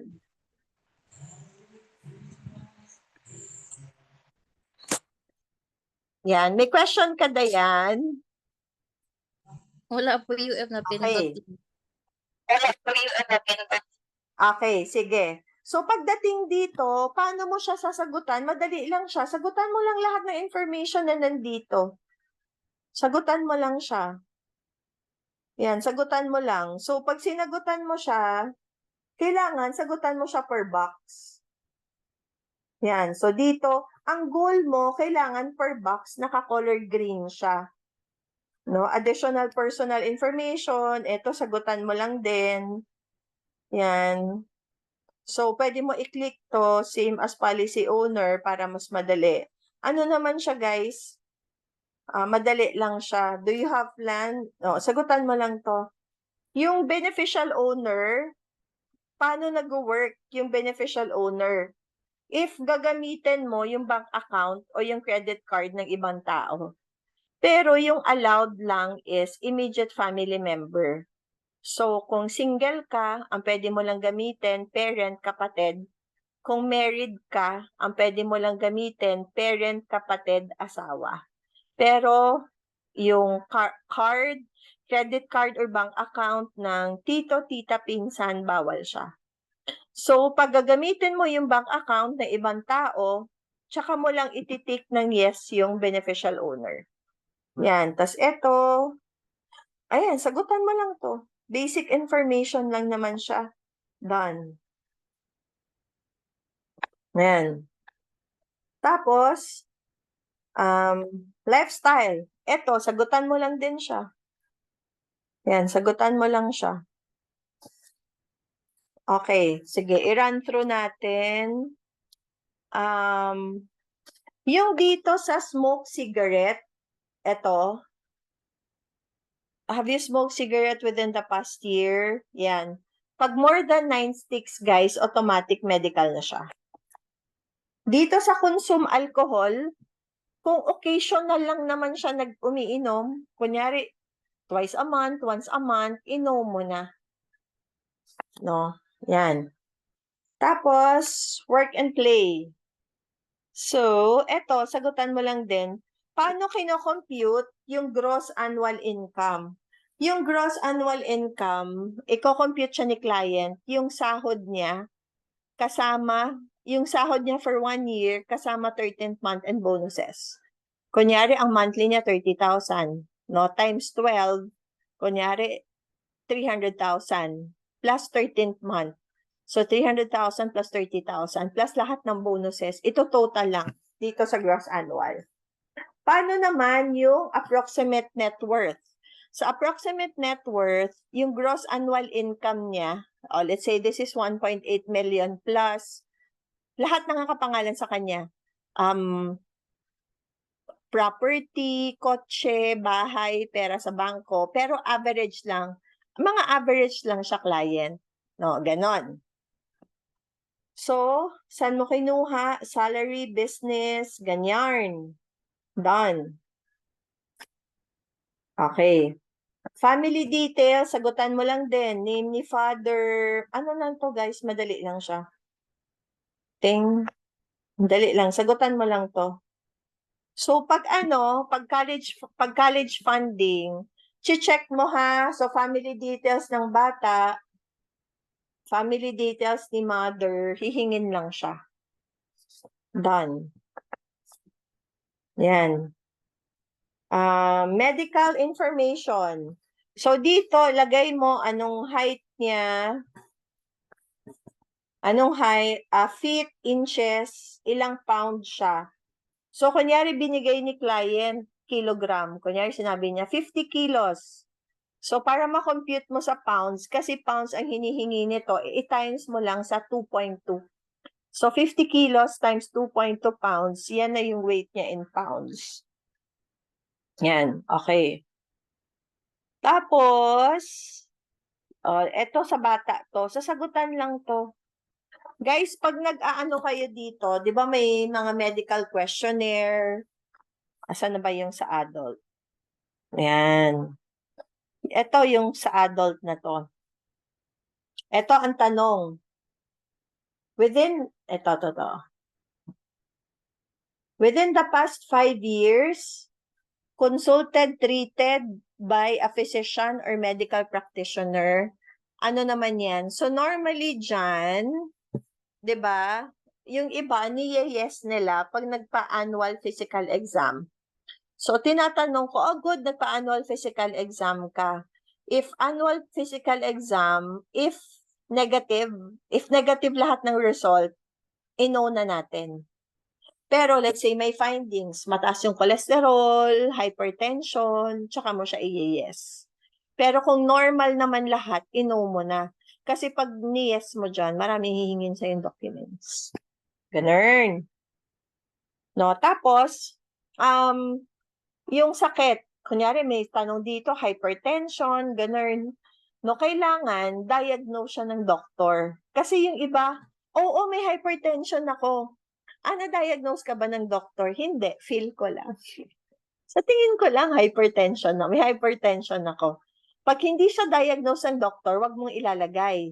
Kasi magbe-medical si client, tapos may medical questionnaire na sasagutan ng doktor. Wala namang doktor nag-diagnose sa kanya. Self-diagnosis. Pag self-diagnosis, inuno mo na. Yun siya. Yun lang. Sagutan mo lang dito. So, kunyari dito, nag-yes ka. Kunyari, na-diagnose siya ng doktor na may high blood siya. So, merong details dito sa baba. So, ang details ilalagay mo ay month and year. Oh, ba't nawala? Wait lang. Yan. So, month and year. So, kunyari, month and year, kunyari dito, high blood. Paano nyo siya i-declare? Ganito siya. Ano yung sakit? High blood. Kailan? Sabihin ko, kahit itansya mo lang. Kunyari, October 2022. Anong name ng doktor mo? Dr. Carl Santos. Anong name ng clinic? Medical City. Ano yung kamusta na ngayon? Yung illness mo? Yung high blood mo? On maintenance. Ganon siya. Yan, ganon siya. Paano naman pag, kunyari, sige, pag naoperahan si client, no, ilagay mo din dito, basta operation, ilalagay mo siya. Tapos ilalagay mo lang doon sa dulo, ano yung nangyari? Completely healed na siya. Yon. Pero kunyari si client, ang sakit niya asthma. If ang huling check-up niya sa doktor was 10 years ago, wag mo nang i-declare. Kasi hindi na yan makikita sa medical record. Kunyari si client mo ngayon 40. Ang huling check-up niya 15 years old pa siya. If more than 10 years na, wala siyang check-up regarding asthma, regarding hypertension, regarding migraine, inom mo na siya.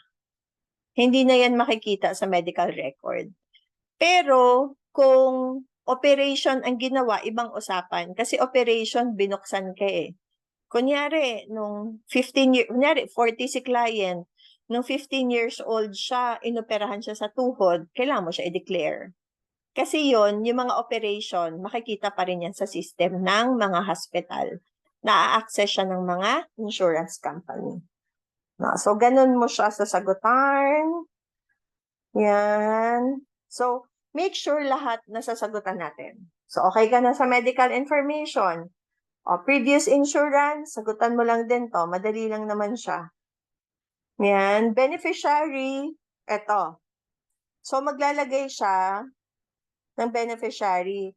So, etong primary, kailangan 100% siya. Kung dalawang beneficiary, pwedeng 50-50, pwedeng 60-40, basta kailangan total niya 100%. No? Ang secondary, ano yung question ni Norlene? Wait lang. Halimbawa, single, ngayon married, ma-access din po nila yun. Ano siya? Sa beneficiary, ang makaka-claim lang ang nakalagay sa beneficiary mo. Kunyari, married ka. Hindi mo na nilagay na beneficiary yung asawa mo, wala siyang makiklaim.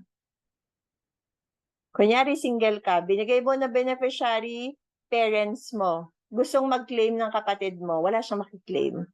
Ang susundin ng insurance company, kung sino yung dineclare mo, siya lang yung makaka-claim. No, ganun siya. Yan. Tapos, dito sa share, kailangan ang total niya 100%. So, primary, ang secondary, kailan nag-work yung secondary? Pag wala na yung primary, tsaka lang makakuha yung secondary. Kunyari, primary mo, parents. Pareho sila. Tig 50% sila. Ang secondary, nilagay mo yung kapatid mo. So, yung mga kapatid mo, makaka-claim lang siya pag wala na yung primary mo, which are your parents. Yan. So, ano naman yung kinaibahan ng revocable sa irrevocable? Ito, dalawa. No? Ang revocable is, you can change your beneficiary anytime, pero taxable siya. Ang irrevocable, pag pinalitan mo yung beneficiary mo, kailangan nakapirma yung irrevocable beneficiary. So, ibig sabihin, no, kunyari, si Nora, ang beneficiary niya yung anak niya. Tapos, yung anak niya tsaka parents ni Nora, ang beneficiary. Tapos, beneficiary ni Nora, husband, yung anak. Pero yung husband niya, ginawa niyang irrevocable beneficiary. So, ibig sabihin ng irrevocable beneficiary, every time na may babaguhin si Nora sa policy, kahit ang babaguhin mo lang cellphone number, babaguhin mo lang email ad, or basta may babaguhin ka sa policy mo, kailangan ng pirma ng irrevocable beneficiary mo. Kaya normally, hindi ako nag-irrevocable. No, revocable lang ako. Tapos wala, sagutan mo lang to, ganyan, done. Beneficiary. Tapos, document checklist. So, dito sa document checklist, sasabihin niya sa'yo kung ano yung i-upload mo. No? So, kunyari, kausap ko si client face-to-face, pipicturean ko yung government ID. Tapos, pag ka-meeting ko siya sa Zoom, sabihin ko sa kanya, friend, picturean mo nga yung government ID mo, isend mo sa messenger ko. Kasi open ko yung messenger ko dito sa iPad. From the messenger, ida-download ko sa iPad yung ID para ma-upload ko siya dito sa ProOne kasi iPad yung gamit ko. So, pag Zoom, pinapasend ko sa messenger ko. Tapos, ida-download ko siya sa tablet ko. Para for my tablet, ganito kasi siya. Diba, sinend niya sa messenger. Pag sinend niya sa messenger, da-download ko siya, nandito lang. No, so, kunyari, ganyan. Kunyari, ito yung yung government ID ng client ko. Done. Ayan, ilo-load na niya, kita nyo, ilo-load na niya. Ganun lang. Tapos dito, oh, so may document checklist lang siya. Kung anong hinihingi, i-upload nyo lang guys. Tapos dito yung type of selling, face-to-face ba kayo, non-face-to-face? No, ganun lang siya. Tapos agency report, sagutan mo lang to. How long have you known the life insured? Yan, sagutan mo lang siya. And then, pag natapos na to lahat, pag na-fill out na to lahat guys, magi-green kasi yan. Magi-green siya. No? So let's say, non-face-to-face kayo. No, ganun lang siya. Pag nasagutan lahat, si client magbabayad lang siya online. May i-click ka lang dyan. No? So, ganun lang siya kadali. Tapos, kunyari, nag-usap na kayo ni client, diniscuss mo yung one-pager. Sabi niya sa'yo, babe, gusto kong gawin 20,000 a month. Ang baba ng 10,000 a month. Ngayon, pag naka-Pro1 ka, andali, sige, edit natin. Di open mo yung Pro1 mo, punta ka sa product customization. Di ba 10,000? Di gawin mong 20,000. Tapos, ang gagawin ko, isasama ko siya sa gagawa ng program. Okay ba sa'yo yung 1M o gusto mong taasan natin ng 1M? Sige, babe, gawin mong 2 million. Di 2 million. 2 million. No. Accidental, okay na yung 1M. Yung critical illness mo, 1M lang. Gusto mong gawin nating 2.5? O sige, babe, gawin mong 2.5. Parang sinasama, maganda yung pag ganun yung gagawin mo, yung isasama mo siyang mag-customize ng proposal. Kasi pag ganon, i-own niya yon yung policy. I-own niya bakit? Kasama siyang gumawa niyan eh. No, mas tatanggapin niya, mas aakuin niya kasi kasama siya gumawa. So, pag may mga revision, sinasama ko siya. Kasi normally, pag ang clients ko kasi meetings ko kasi normally face-to-face. So, katabi ko lang. Pero pag Zoom, pwede din naman, share screen mo lang. So, okay ba sa'yo to? Gusto mo taasan natin? No, ganun lang siya. Tapos pagdating dito sa dulo, ayan, done. Compute na siya. Oh. So, balikan natin yung inedit. Ganito na siya ngayon. Eto, nag-yellow. Di ba nag-yellow siya? I-click mo lang. Ayusin mo lang siya. Kailangan mag-green. Para mag-recompute siya. Dito siya nawala. Proceed.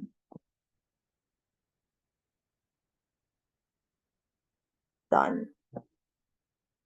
Yan. So, na-done na. Kasi pag na-done na yung investment profiler, makikita mo na dito sa dulo. So, eto na yung final niya. Ang monthly niya, 21,000. Ito yung benefits niya.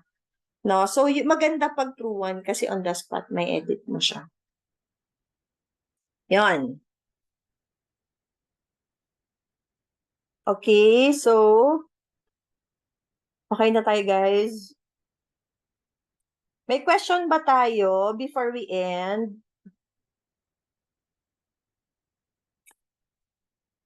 May question tayo before we end or okay na tayo? Clear na lahat? Clear po. Clear na? Sige, mag-stop. Sige, stop recording.